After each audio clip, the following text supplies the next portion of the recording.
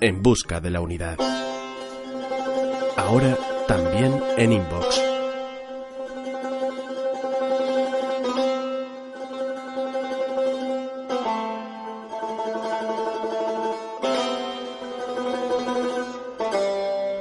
Y retomamos ahora el tema de la semana pasada, el de los primeros seguidores del Bab, el precursor de Baha'u'lláh, el fundador de la fe Bahá'í.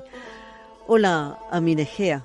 Hola Miriam, ¿qué tal? ¿Cómo estás? Encantado de estar contigo y con todos tus oyentes. Amin, quedamos la semana pasada en que nos hablarías en los próximos programas nos hablarías de quiénes fueron ellos, los primeros seguidores del Bab, pero por ahora me gustaría que nos contaras algo más sobre Tahereh, sobre la pura, la poetisa. Pues Tahereh nace en Qazvin en 1817. Qazvin es una ciudad al noroeste del país, en una región de habla turca dentro de Persia. Nace en el seno de una familia importante de Qazvin, no en vano su padre es un importante líder religioso, así como el resto de sus hermanos familiares varones, sus hermanos, sus cuñados, sus primos, etcétera, etcétera. Y es una mujer que recibe una educación inusual para la época. Ella, además de su lengua materna, el turco, pues domina muy bien el persa, domina también el árabe y tiene una buena educación religiosa, es conocedora del Corán, de las tradiciones islámicas, etcétera, etcétera. Y desarrolla también una pasión por la literatura que se traduce en la dedicación de su tiempo a la poesía. Alrededor de 1843 aproximadamente, un año antes de la declaración del Bab, ella pide permiso a su familia para poder viajar sola, acompañada por unos sirvientes, viajar a las ciudades santas de los chiitas en Irak, de peregrinaje, y se separa así de los varones que dominan su vida, que la tienen enjaulada, que son su padre y su marido, que además de marido era su primo hermano. Y estando ahí en Irak, ella pues conoce acerca del mensaje del Bab, y sin haberlo visto nunca y sin conocerlo personalmente, ella nunca llegó a conocer personalmente al Bab, se convierte no solo en una de sus primeras seguidoras, en la primera mujer que sigue la religión del Bab y en una de las primeras 18 seguidores del Bab, sino que se convierte también, iba a convertirse en una de las principales figuras del movimiento babí. De esas ciudades santas para el Islam chiita se traslada a Bagdad y ahí empieza a predicar entre los hombres la religión promulgada por el Bab, y de ahí vuelve a Persia, donde prosigue con su prédica. Su familia le solicita que vuelva a su ciudad natal, que vuelva con su marido, que vuelva al encierro del hogar, que ese era el destino para la inmensa mayoría de las mujeres en la Persia de aquel entonces, y ella se niega, y en lugar de ello pues viaja por todo el país, anunciando las enseñanzas del Bab y haciendo énfasis en una enseñanza en particular, que es la de la igualdad entre hombres y mujeres, de tal manera que tiene una gran influencia entre las mujeres persas de aquel entonces y también entre muchos hombres que, por un lado, se maravillan ante su talento, ante su inteligencia, ante su elocuencia, y que al mismo tiempo se espantan ante su libertad, ante su osadía, ante cómo rompe una a una todas las reglas sociales de aquel entonces que mantenían sujeta a la mujer en un estado de dominación con respecto al hombre.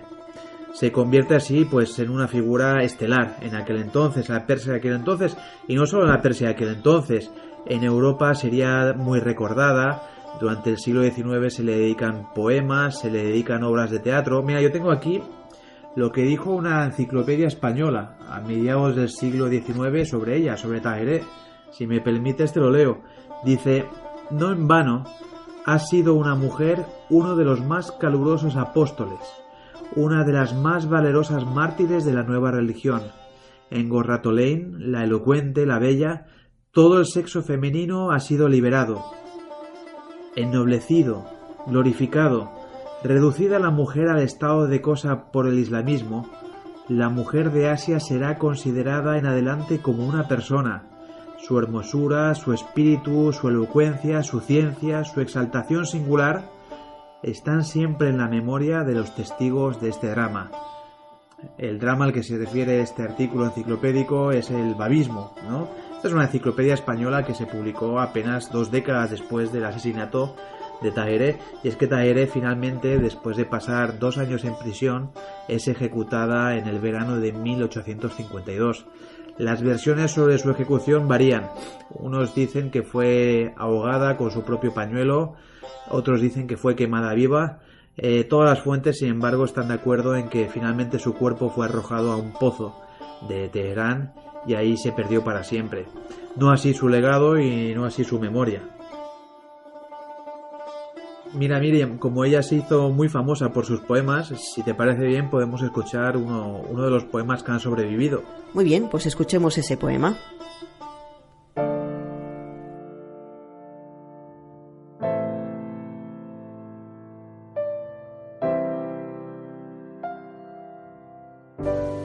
Sus fulgurantes ojos. Sus fulgurantes ojos, como si embriagadores fuesen, llenan un mundo de turbación y desmayo, y a quienes contemplan su rostro divino, en los lazos y redes de su amor atrapa, pues a cada instante su abrazadora mirada y los penetrantes rayos de su fogosa ojeada, humanos corazones hurta con suave rozar y desgarra los pechos de amantes 1000.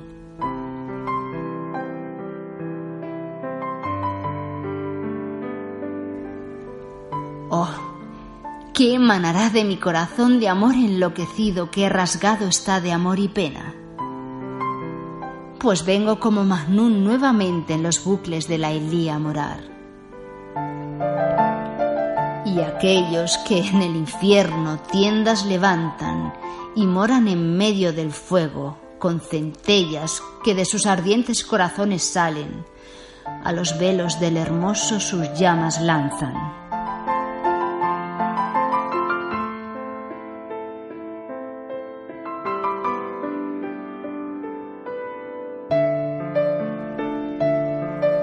Si no fuese por el fuego que Moisés en la zarza ardiente del Sinaí contempló, ¿cómo podrían los hombres con la llama del amor arder o al contemplar su fulgor morir? Copero, traedme el vino del amor y con sus rubíes esta mi copa llena, para que los misterios del amor divino, tú y yo, en un único sorbo compartamos. Y si solo con tu ojo interior mirases este rostro mío, que de ti velado estuvo, el rostro eterno del Dios viviente develado allí verás reflejado. Él ha venido de la eternidad en las alturas a este mundo de oscuridad y noche, y la luz del sol, por más que nuestros ojos ciegue, no pude su rostro comparar.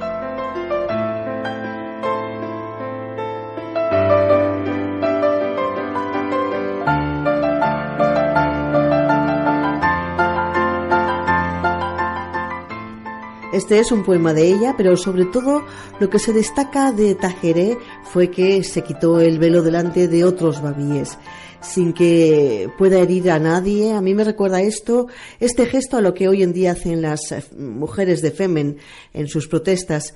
¿Qué influencia ha tenido Tahereh en el feminismo? El acontecimiento al que te refieres sucedió en 1848, en la villa de Badasht, en Persia. Ahí se reúnen una serie de seguidores del Bab, líderes destacados de la religión del Bab, unos 80, para decidir acerca de su futuro, mientras él mismo, el Bab, estaba preso, y para decidir qué hacer, cómo intentar ayudar al Bab para sacarlo de prisión, qué hacer con los episodios de persecución de que estaban siendo objeto. Y en esa reunión, que dura varios días, Tahereh hace algo totalmente osado para el pensamiento de aquella época, y es que aparece en público despojada de su velo, despojada del trozo de tela que cubría su rostro, que cubría su cabeza y que solo permitía ver sus ojos. Desde aquel día ella se quita el velo y desde aquel día se proclama de forma física también, no solamente sobre los libros del Bab, pero también de forma física, la emancipación de la mujer. Es un símbolo, pero es un símbolo de muy importante calado, porque simboliza 1. El rompimiento con las leyes islámicas, 2. El rompimiento con las costumbres y con las normas que oprimen a la mujer, y 3. Simboliza también la exigencia de esa coherencia que yo mencionaba antes. Algunos babís, aturdidos por lo que habían visto, para un tabú, totalmente tabú, ver a una mujer en público quitarse el velo, pues deciden abandonar el babismo. Tan radical es o tan arraigada está esa idea de que la mujer debe ir tapada, que cuando ven a una mujer destaparse dentro de su religión, prefieren abandonar su religión a abandonar ese ancestral tabú. Otro incluso llegó a intentarse suicidar y sus compañeros le detuvieron. Fue un escándalo y la noticia de ese hecho, pues como he dicho antes y como otros muchos episodios de la vida de Tahereh, la noticia cruzó por toda Persia, ¿no? Y ella alcanzó una gran fama por eso. Efectivamente, la comparación que haces es muy acertada. Si bien esos gestos que se tienen en Europa, pues hoy en día no costarían la vida a sus protagonistas. Algo que sí que le pasó a Tahereh. En Persia, en Irán, hoy en día hay un movimiento de mujeres que precisamente defiende quitarse en público el velo, y muchas de ellas toman como ejemplo lo que hizo Tahereh en 1848. Estamos hablando de hace 160 años, más de 160 años. Fue un acontecimiento, y precisamente por episodios como este y por otros episodios que sucederían después, pues Tahereh se convirtió en un baluarte, en un modelo a seguir por el feminismo occidental y también por el feminismo oriental. Por todos estos motivos, aunque su nombre hoy no es tan conocido, Tahereh tuvo una grandísima influencia en los primeros días del feminismo moderno. Mira, como decía en el programa anterior, en otro programa en el que intervine, el movimiento sufragista antes de la Primera Guerra Mundial tomaba modelos de mujeres de la historia para ejemplificar la emancipación de la mujer. Entonces era común en aquel entonces que las organizaciones sufragistas, por ejemplo, en sus manifestaciones por la calle, algunas de ellas se disfrazaran de Juana de Arco, o que organizaran obras de teatro sobre personalidades, mujeres importantes de la historia, por ejemplo la propia Juana de Arco que he mencionado, o la reina Zenobia, o la reina Isabel, etcétera, etcétera. Y por supuesto proliferaban muchos artículos sobre ella, folletos y todo tipo de alusiones a estas mujeres que eran tenidas como ejemplos y como modelos. Todas las mujeres que el movimiento feminista de aquella época utilizó como modelo para su causa eran mujeres occidentales, a excepción de una, Tahereh, que durante los años previos a la Primera Guerra Mundial, 1911 a 1913 principalmente, coincidiendo con la visita de Abdul Bahá a Occidente, pues incluyen en su elenco de mujeres heroicas a la figura de Tahereh. Es la única mujer oriental que está incluida en sus obras de teatro, en sus artículos, en sus menciones sobre mujeres importantes en la historia. Y son todas las organizaciones sufragistas británicas, por poner un ejemplo, mencionan a Tahereh en sus publicaciones, y algunas líderes importantes del movimiento sufragista, por ejemplo Charlotte Despard, que era la presidenta y fundadora del Women's Freedom League, la Liga por la Liberación de la Mujer, pues escriben artículos sobre ella, y las periodistas sufragistas como por ejemplo Constance Maud y otras escriben artículos sobre ella en la prensa, y también la incluyen como personaje de alguna de sus novelas o la mencionan en sus libros. Así que tuvo una gran influencia, sobre todo en ese feminismo previo a la Primera Guerra Mundial, que ya te digo, es muy reseñable que aunque la inmensa mayoría de los modelos que adoptó el sufragismo de la época, el feminismo de la época, eran occidentales, hubo una excepción, y esa excepción fue Tahereh. Pero Tahereh también tuvo una importantísima influencia en el feminismo oriental, sobre todo en el feminismo persa, y sobre todo entre las mujeres bahá'ís. Son muchas las mujeres bahá'ís cuyos padres les han dado el nombre de Tahereh. Solo con eso ya te doy un caso. Mi abuela misma se llama Tahereh, y muchas otras mujeres persas tienen este nombre en honor a esta Tahereh del siglo XIX. Y ella es una figura a emular por muchas mujeres que buscan educarse, que buscan emanciparse de esa presión religiosa que ejerce el establishment en Irán, que buscan que la mujer sea educada, que sea vista a la par que el hombre, que goce los mismos derechos en todos los ámbitos, en el ámbito político, en el ámbito laboral, en el ámbito educativo. Y fue una gran inspiración para muchas mujeres bahá'ís finales del siglo XIX, principios del siglo XX, que son pioneras, y esto es un tema que merece atención, quizás si tú quieres en otro programa, que son pioneras en el establecimiento de escuelas para niñas y que son pioneras en la educación de la mujer. Hasta entonces no había escuelas para mujeres, y son las mujeres bahá'ís, ayudadas por supuesto por los hombres bahá'ís, las que establecen las primeras escuelas para niñas y jóvenes en el país. Todo un hito en aquella época, sobre todo viniendo de una comunidad que está siendo perseguida por las autoridades.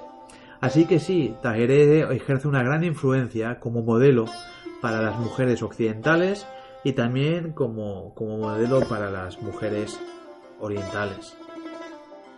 Por cierto, antes se me ha olvidado comentar una cosa que es importantísima. Cuando Tahereh inicia su andadura por Persia, viajando de aquí a allá, hablando de las enseñanzas del Bab, ayudando a la emancipación de la mujer, de enseguida se le acusa de ser una persona inmoral, de ser poco menos que una prostituta. Se le acusa de todo tipo de aberraciones morales, se le acusa de acostarse con los hombres, con todos los hombres que ella quiere, se le acusa incluso del asesinato de su marido, se le acusa de mil cosas. Y en medio de toda esa vorágine de difamación y de insulto y de tal, el Bab, desde su prisión, escribe una epístola en que le da el título de Tahereh. Ella, su nombre auténtico era Fátima, todos la conocían como Gorratolein, consuelo de los ojos, pero el Bab le pone el sobrenombre de Tahereh. Tahereh quiere decir la pura, y eso es muy importante, porque lo que el Bab está diciendo al darle este título a ella es que la liberación de la mujer no es algo impuro, no es algo sucio, no es algo inmoral, sino al contrario, es algo puro, es algo moral, es algo bueno.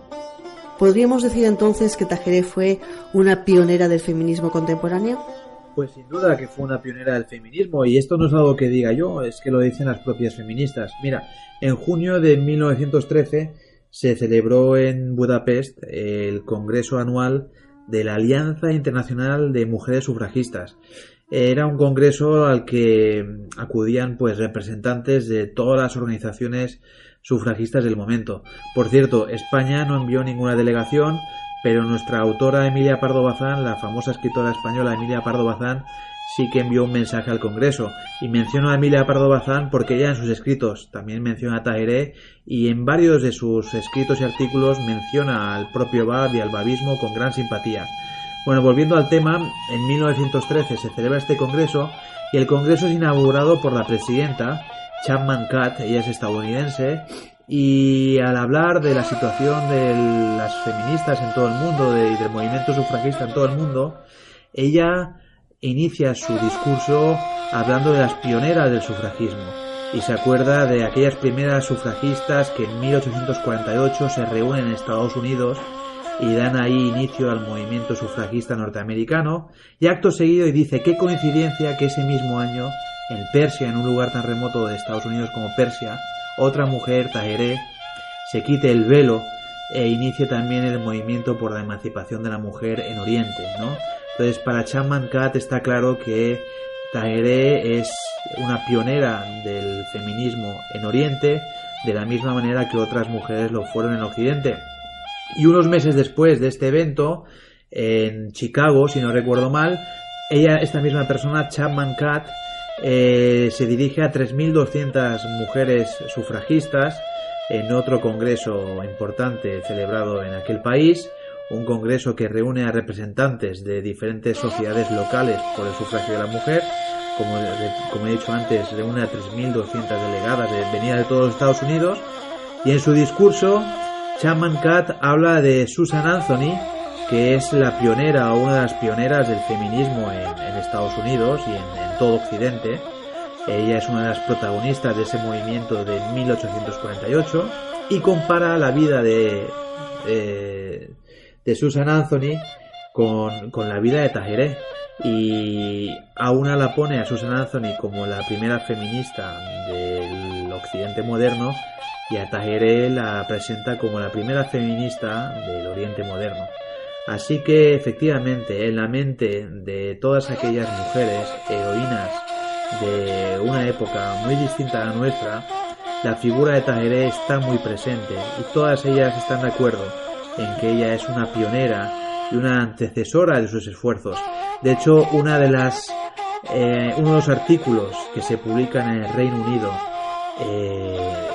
sobre Tahereh antes de la Primera Guerra Mundial, uno de esos artículos que mencionaba antes, acaba diciendo algo así que las mujeres en este país, refiriéndose al Reino Unido, debemos sentirnos humildes ante los esfuerzos y los sacrificios que hizo Tahereh en una época y unas condiciones muy distintos y muchísimo peores a las nuestras, ¿no? Algo así venía a decir para concluir el artículo, ¿no? Ella no solo fue una pionera del feminismo en Oriente, sino sobre todo un modelo para todo el feminismo, tanto en Oriente como en Occidente. Y algo que la inmortalizaría sería el homenaje que Abdu'l-Bahá le rinde en Londres en 1913, cuando se dirige, como os dije hace unos programas, el homenaje que le rinde Abdu'l-Bahá cuando da una conferencia organizada por la Women's Freedom League, a la que asisten 1.500 sufragistas, y al finalizar esta conferencia él las habla de Tahereh. Repito, ellas ya conocían de Tahereh porque habían leído acerca de ella en sus publicaciones. Él les habla de ella, y es entonces cuando Abdu'l-Bahá, que conoció a Tahereh siendo él un niño de apenas 5 o 6 años, de hecho ella estuvo en casa de él, de sus padres, y él dice siempre en sus memorias que él se sentó en sus piernas, las piernas de Tahereh. Bueno, pues él, que la recordaba de su infancia, él dice que cuando Tahereh es ejecutada, cuando va a ser ejecutada, sus últimas palabras fueron: podréis matarme, pero no podréis detener la emancipación de la mujer. Y esa frase fue la que la acabó inmortalizando, ¿verdad?, a Tahereh, y la que siempre se cita cuando uno habla de ella. Pues muchas gracias, Amin, por detallarnos la vida de Tahereh, la pura. ¿Y de quién quieres hablar en el próximo programa? Pues si te parece bien, en el próximo programa podemos hablar sobre la vida de Mullah Hossein, que fue el primer seguidor del Bab. Muy bien, pues así lo haremos. Muchísimas gracias, Amin, y hasta la próxima. Hasta ahora. Muchísimas gracias a ti y a todos tus oyentes. Un abrazo para todos y hasta la próxima. En busca de la unidad.